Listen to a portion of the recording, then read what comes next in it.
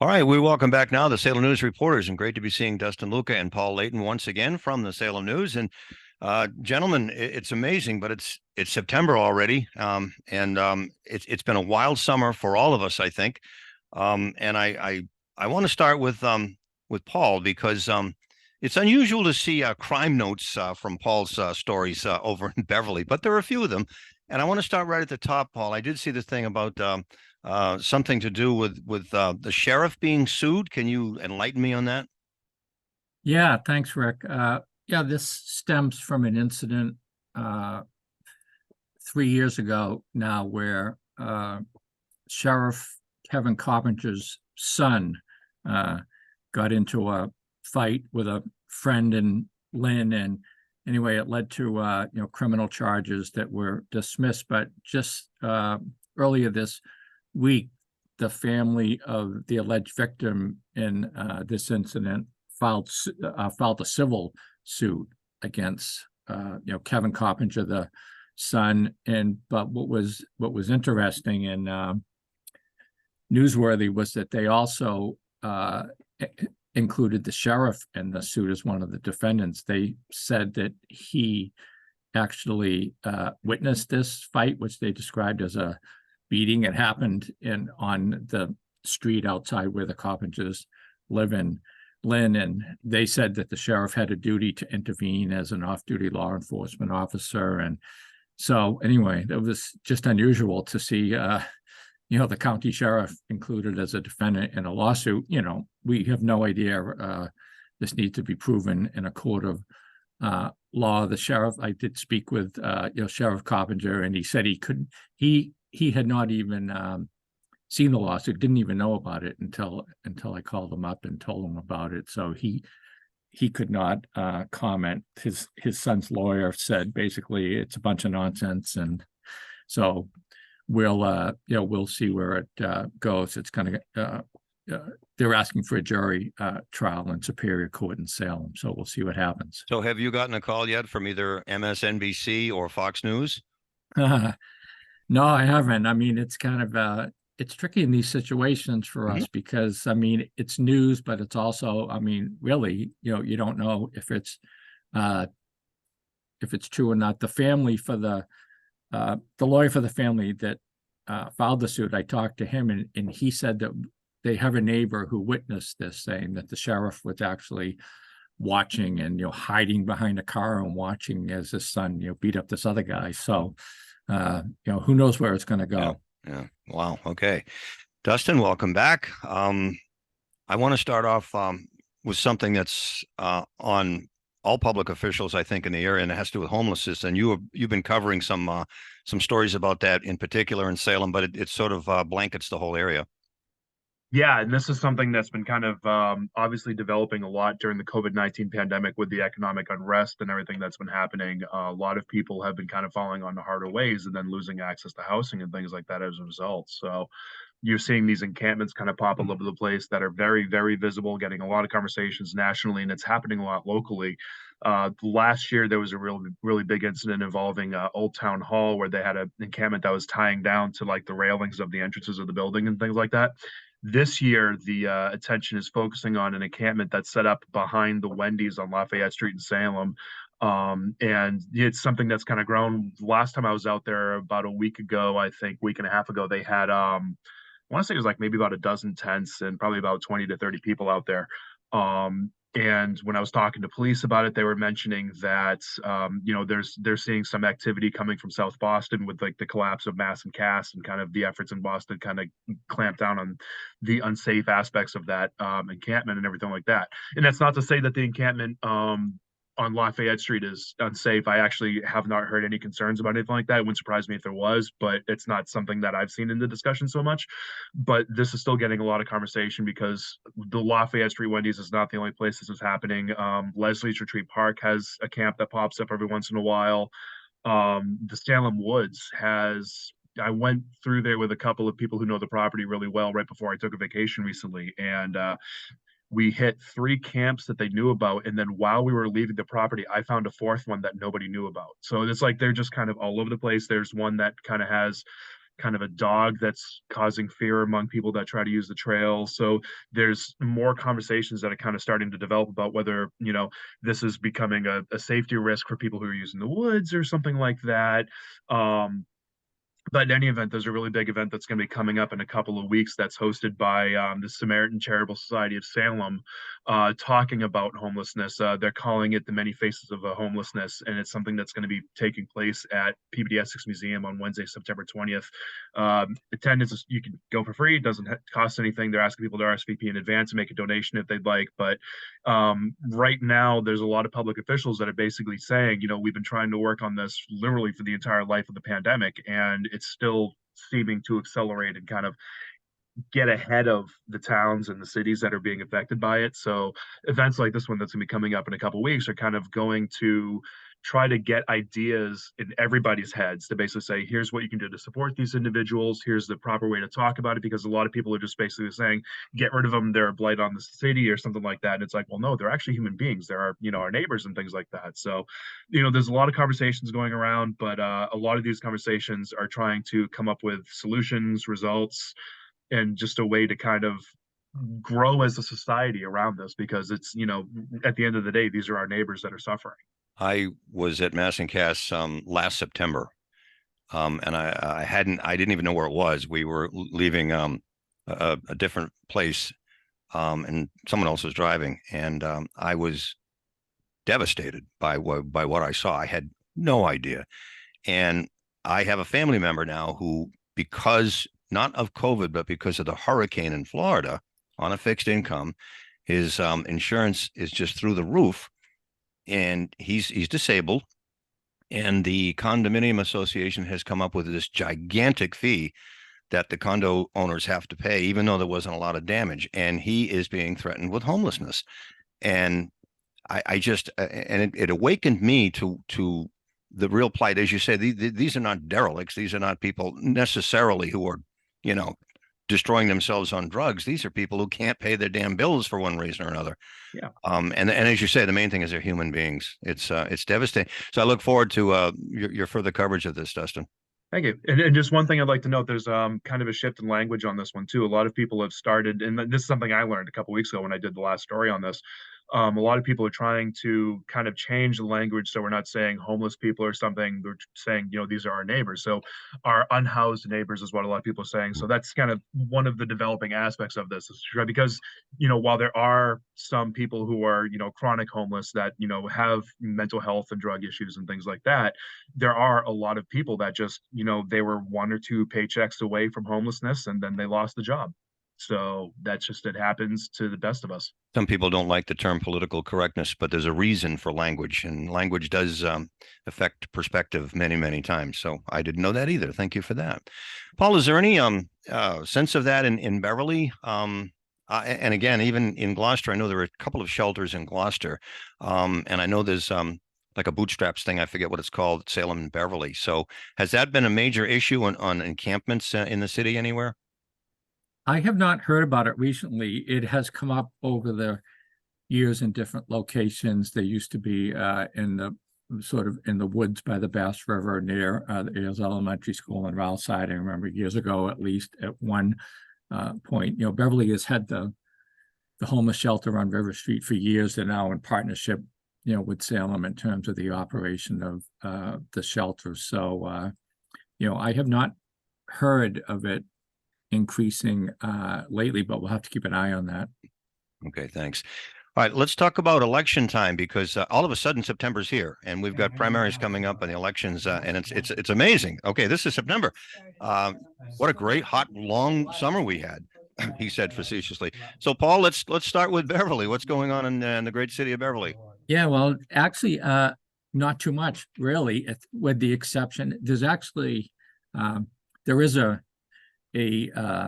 a preliminary race for mayor, which is the biggest news. There are 3 candidates, including the incumbent Mike Cahill. So there will be an election on September 26th, but that will be the only race on the ballot.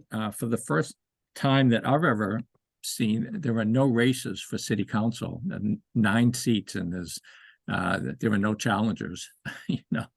It's kind of incredible. And the only other race is there's going to be a school committee race, in the November election. So it's really, it's the fewest number of people I've seen running for local office in Beverly since I've been covering the city.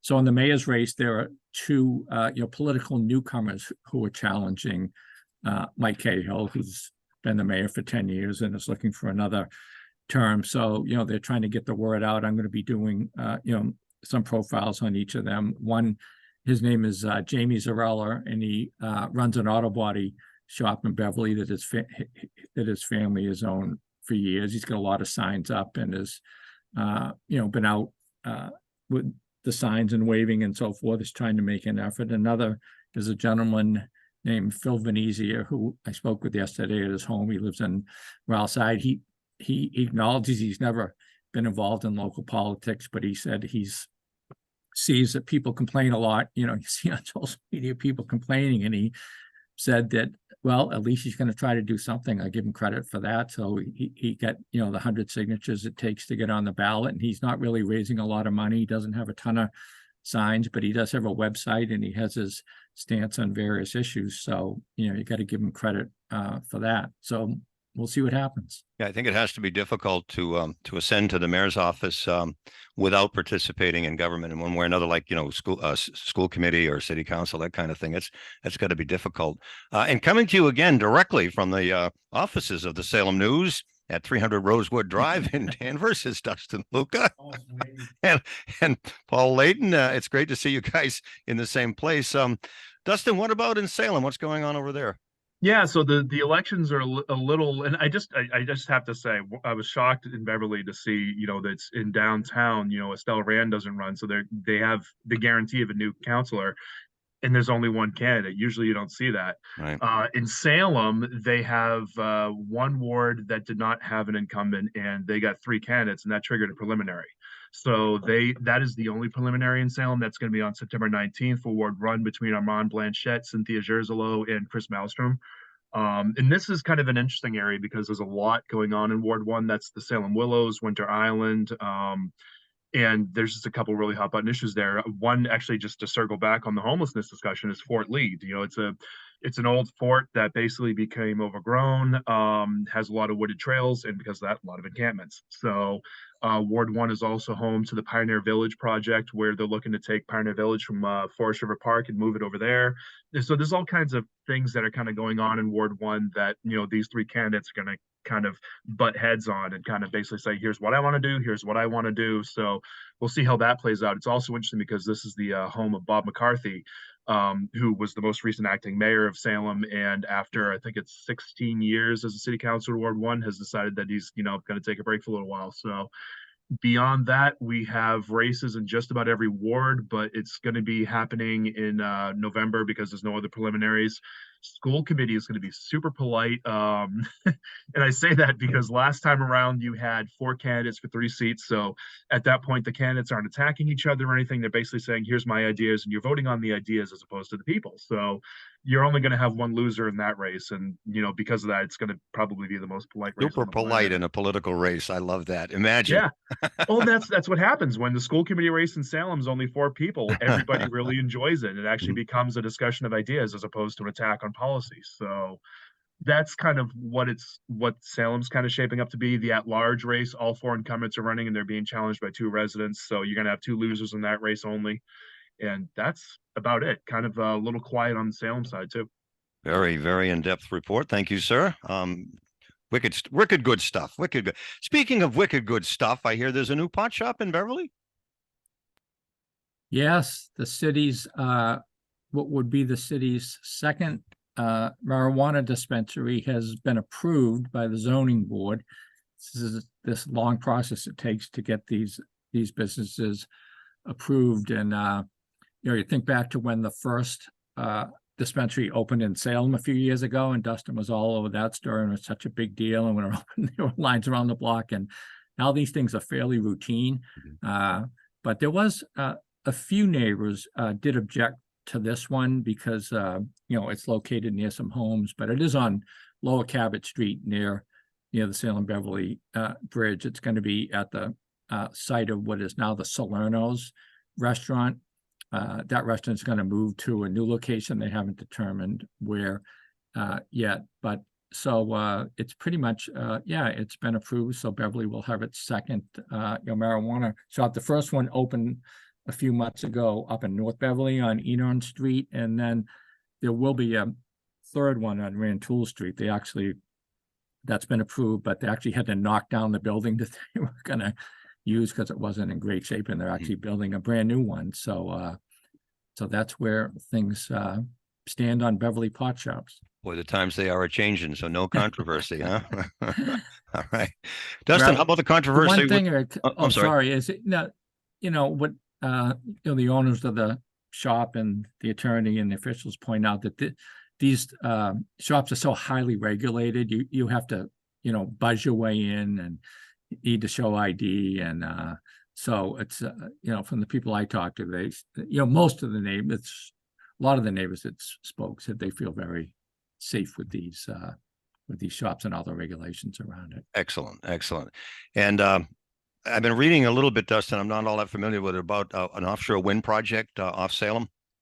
Yeah, so this is kind of a project that's been brewing for a real, kind of a real long while now. Actually, at this point, we first heard about it early to mid last year, and then it was kind of like, just very quickly around like August or September of last year, the city just ramped up and was like, okay, we're going to make this happen.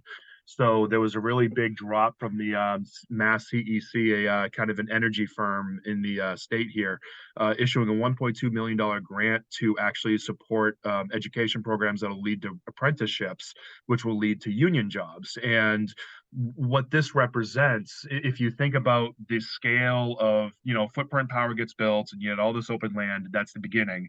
And at the end, you'll have, a company that's building wind turbines out on the water, but they're making those parts in Salem at the marshaling yard. The step that represents this $1.2 million grant is actually just really kind of the second or the third step, where now Essex Tech is going to get a whole bunch of cash to start launching a program that's going to train the people who will be building these parts 3 or 4 years from now. So this is kind of a, the professionals aren't really here right now. So they're looking to create the apprenticeships that are going to create the professionals that are going to be filling these jobs when they're created in 3 or 4 years. So it's kind of a very, very early step in the offshore wind process, but really one of the most important ones, because without this, you're not going to have anybody in the area to do the work. That's interesting, because the wind turbines up in Gloucester, they were shipped in from overseas, I believe. Yep. And of course, we're all familiar with the one where the blade fell off. That still has not been repaired, and there's been no report over a year now as to what happened. So I'm a little curious about what's going on in Gloucester. But that's good news for the kids at Essex Tech and stuff. I mean, that's amazing. Oh yeah. No, I mean, just any union person, any person in the trades. I mean, I just probably about a half hour ago talked to the mayor of Salem about this, and Dominic Pangallo, one of the things he was talking about was how career tech education has just absolutely taken over at Salem High, to the point that last I checked, 67% of the school is actually enrolled in CTE courses, and these are electrical courses, woodworking courses, things like that. Wow. And one of the things that Dominic said is that not every single kid who's thinking about his future, they're not thinking higher education every time anymore. Now they're thinking about other pathways they're going to get them to jobs that are making 60, 80, 100, $120,000 a year. So this is kind of, it's just when you started hearing Charlie Baker talk about offshore wind coming to Massachusetts, and then Salem going, hey, we've got a port that can support that. And then all of a sudden it created all these conversations that then the schools then all started going, hey, we got to start kind of stepping up the workforce here. So, Wow. The workforce labor board and everything like that's just absolutely buzzing because of this announcement. And we'll see where it goes. But what we know for a fact is that there's going to be apprenticeship programs that are going to be opening for the first time this winter. So it's coming really quickly. Very interesting. Very interesting. Gentlemen, that's it for me. I'll leave you with the last word first, Paul, and then we'll go to Dustin. Thank you, Rick. No, it's always great to be with you. Yeah, it's been now that September, things are going to start to pick up in terms of local government and more, the city council, school committee meetings, the political races, so things will heat up a little bit. But no, I always appreciate being on with you. Oh, thank you. I just thought of something too that I want to mention. I subscribe to a local paper, the Gloucester Times. And with that subscription, I now online am able to get the Salem News, the Newburyport Daily News. I think there's one more, maybe the Lawrence Eagle Tribune. I think Yep. people should know about that. For the, for the price of one, you get them all. That's pretty cool. Dustin? Yeah, the only thing, again, thank you for having us on. And just love to use this platform to tell people, if you live in Beverly or you live in Salem, register to vote and make sure you vote. Even if you don't have anything to vote for, when you don't vote, you are actually voting to let other people vote for you. So make sure you exercise your civic duty.